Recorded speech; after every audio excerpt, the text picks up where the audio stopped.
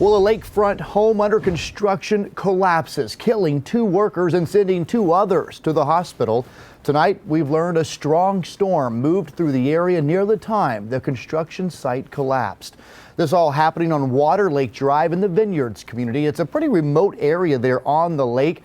Power was out for hours, and emergency management flooded the area, clearing the damage and debris left behind from that storm. Kayla Convoy live right now in Pickens County. So Kayla, what have you learned about this collapse?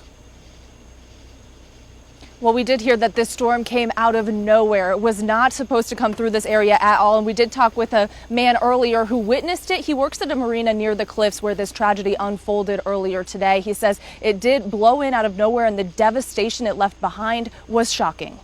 The storm blew through, wiping out trees, knocking off docks, and disappearing just as fast as it came. It just hit right away, and it was insane. It was just like a monsoon. The wind was crazy, and everything just went dark so fast, and the wind was so high that we had to rush off the dock, and it was just insane. Nicholas Wisnitzer works at a marina in the cliffs. He says he was shocked to hear the storm turned deadly, taking 2 lives. And I think that's crazy. Like, you really don't hear about that much around here just because of the weather and how calm it is, but just to hear about that, it's crazy to hear about that. Many other homeowners in the area were devastated to hear the news, never suspecting something like this would happen in the safe, gated community in the cliffs at the Kiwi Vineyards. I would definitely pray for them and just to give them the best of luck, and just if anybody could do anything for them, that's what I would say to them. Just help them out in the best way they can possible.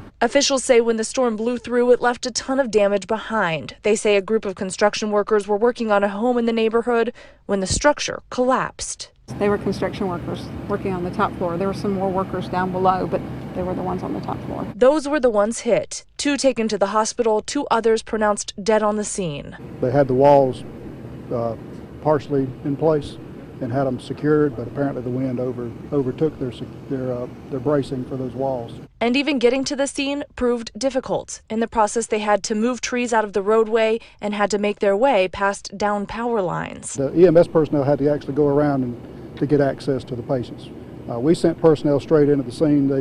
We don't advise to do that, to drive across live wires by any stretch of the imagination, but it was one way in, one way out, so that was the only alternative we had at the time, so we did approach from the main roadway. Yeah, I was pretty shocked about how high the speed of the wind was. It was crazy. Like, it was like a mini hurricane almost.